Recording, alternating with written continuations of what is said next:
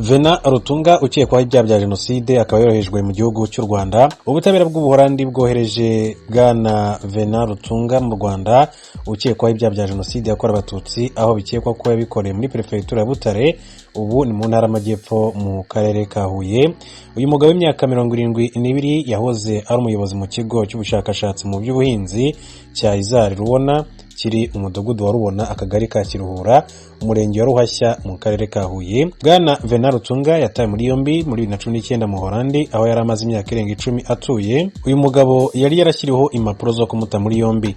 Bivugwa ko umwaka w'1994 Abatutsi barenga 1000 bahungiye muri Rwanda. Rutunga akaba ari we wahamagaye interahamwe zaje kubicira muri icyo kigo. Nyuma ngo yaje guhunga, ndetse mu mwaka wa 2000 yaka icyangombwa cy'ubuhunzi ariko ntiyagihabwa na leta y'Ubuholandi. Nyuma rero yaje kujurira ariko ntabwo aza gutsindwa. Uyu mugabo yahoze akora nk'umushakashatsi udahoraho muri kaminuza ya Wageningen mu Buholandi. Siwe munyarwanda wa mbere woherejwe n'ubutabera bw'Ubuholandi mu Rwanda, kuko muri 2016 Jean Baptiste Mugimba na Jean Claude Iyamuremye nabo boherejwe mu Rwanda bagatangira kuburanishwa ku byaha bya jenoside yakorewe Abatutsi mu mwaka w'1994 bakurikiranwagaho. Mu yandi makuru akomeje kugenda avugwa muri iki gitondo, Perezida wa Repubulika y'u Rwanda Paul Kagame yakiriye intumwa ya Papa isoje ubutumwa mu Rwanda.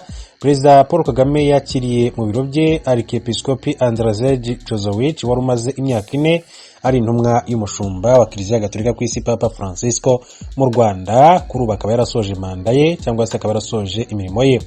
Arkiyepiskopi Jozowicz yagiye gusezera Perezida Paul Kagame ku gicamunsi cyo kuri uwa mbere tariki 26 Nyakanga 2021 nk'uko byatangajwe n'ibiro by'umukuru w'igihugu Village Urugwiro. Ubutumwa bwanyujijwe kuri Twitter ya Village Urugwiro bugira buti: uyu munsi Village Urugwiro, Perezida Kagame yakiriye Arkiyepiskopi Andrzej Jozowicz wari intumwa ya Papa mu Rwanda waje kumusezeraho. Arkiyepiskopi Jozowicz yagizwe intumwa ya Papa Francisco mu Rwanda muri 2017, abafite inshingano zo guhagararira Papa mu gihugu nk'ambasaderi we. Mu gihe yari amaze mu Rwanda rwabonye Kardinali wa mbere Arkiyepiskopi wa Kigali Antoine Kardinali Kambanda wahawe ubwo butumwa mu Gushyingo 2020. Arkiyepiskopi Jozowicz yavutse tariki 14 Mutarama mwaka w'1965, avukira muri Polonye mu mujyi wa Bika mu mwaka w'1990. Uyu mugabo yahawe impamyabumenyi y'ikirenga mu mategeko ya Kiliziya n'amategeko mbonezamubano. Yanahagarariye Papa mu bihugu birimo Mozambique, Thailand, Hongria, Syria, Iran n'Uburusiya.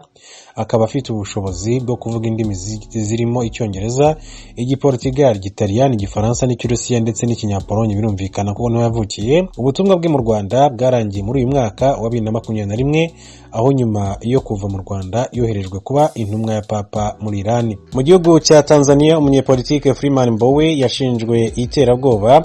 Umunyepolitike utavuga rumwe na leta ya Tanzania Freeman Mbowe akurikiranyweho ibyaha by'iterabwoba nyuma y'iminsi ataye muri yombi. Ishyaka rye Chadema kuri wa mbere ribinyujije kuri Twitter niryo ryatangaje ko mu byo aregwa harimo iterabwoba. Umuyobozi wa polisi i Dar es Salaam witwa Muriro Jumaine yabwiye BBC ko Mbowe Freeman ashinjwa ibyaha byari bigamije guteza imvururu mu gihugu cya Tanzania. Mu mategeko ya Tanzania, ibyaha bifitanye isano n'iterabwoba ntibisabirwa kuburana umuntu ari hanze, bivuze ko Mbowe azakomeza gukurikiranwa afunze. Freeman Mbowe n'abandi barwanashyaka be 11 batawe muri yombi mu cyumweru gishize, bafatirwa mu mujyi wa Mwanza uherereye mu majyaruguru y'igihugu. Bari bagiye mu nama ngo baganire ku cyo bakora ngo itegeko nshinga rihinduke. Itabwa muri yombi ryabo ryahujwe n'indi migambi mibisha irimo gutegura ibikorwa by'iterabwoba no gushaka guhitana abayobozi. Muri Tunisia, perezida arashinjwa guhirika ubutegetsi nyuma yo kwirukana minisitiri w'intebe. Perezida wa Tunisia witwa Kais Saied arashinjwa n'amashyaka atavuga rumwe nawe guhirika ubutegetsi nyuma yo kwirukana minisitiri w'intebe no guhagarika imirimo y'inteko nshinga amategeko muri iki gihugu cya Tunisia. Perezida we yatangaje ko ibyo yakoze abyemererwa n'itegeko nshinga igihugu cye kigenderaho. Perezida yahagaritse inteko nshinga amategeko anirukana minisitiri w'intebe nyuma y'imyigaragambyo ikaze yabaye kuri cyumweru inenga uburyo guverinoma yitwaye mu guhangana na coronavirus ndetse n'ibibazo by'ubukungu byasubije n'inyuma imibereho y'abaturage. Minisitiri w'intebe Hichem Mechichi yavuze ko yiteguye gushyikiriza inshingano uzamusimbura wese uko atifuza guteza umwuka mubi mu gihugu cya Tunisia. Leta zunze ubumwe za Amerika, Loni n'indi miryango mpuzamahanga basabye impande zitavuga rumwe muri Tunisia akugana inzira y'ibiganiro kugira ngo hashakirwe hamwe umuti w'ibibazo bihari. Imyigaragambyo y'abashyigikiye Perezida Said Kaisse n'abamurwanya yakomeje kuri uwa mbere imbere y'inteko ishinga amategeko aho bateranye amabuye. Perezida Said yatowe nk'umukandida wigenga muri 2019 amaze igihe kinini atumvikana na Mechichi ushyigikiwe cyane n'ishyaka ryitwa Ennahda cyavuga rumwe na leta rinafite ubwiganze mu nteko ishinga amategeko. Mu bandi perezida yirukanye harimo minisitiri w'ingabo n'ubutabera. Reka dukomeze turebera hamwe n'andi makuru atandukanye yakomeza kugenda avuga. Muri Uganda naho gahunda ya guma mu rugo imereye nabi cyane cyane impunzi zituye mu murwa mukuru Kampala ntabwo zihabwa imfashanyo nk'iziri mu nkambi. I Kampala hari impunzi zigera ku 60 kuri miliyoni 1.500 bari mu gihugu hose. Kampala Ignatius Bahizi. Ibi ni ibihe bikomeye muri Uganda ku bantu bose kubera gahunda ya guma mu rugo yo kumara iminsi 42 mu rwego rwo kwirinda icyorezo cya COVID-19.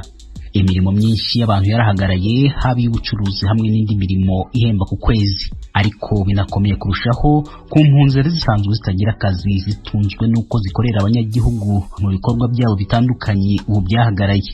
Umwe mu bayobozi b'impunzi z'abarundi zituye mu mujyi wa Kampala utashatse ko izina rye rimenyekana kubera impamvu z'umutekano yatubwiye uko byifashe mu mpunzi ayobora. Ukuri impunzi ngaha Kampala mbere no muri Uganda yose zimerewe nabi. Cyane cyane ha Kampala mherereye impunzi zose ziguma mu nzu. N'abahora biyungunganya bakaronka ingene bashobora kubaho ubu ntibarenga impangu zabo canke inzu zabo baguma buganiwe mu nzu. Ntibaronka icyo bafungura.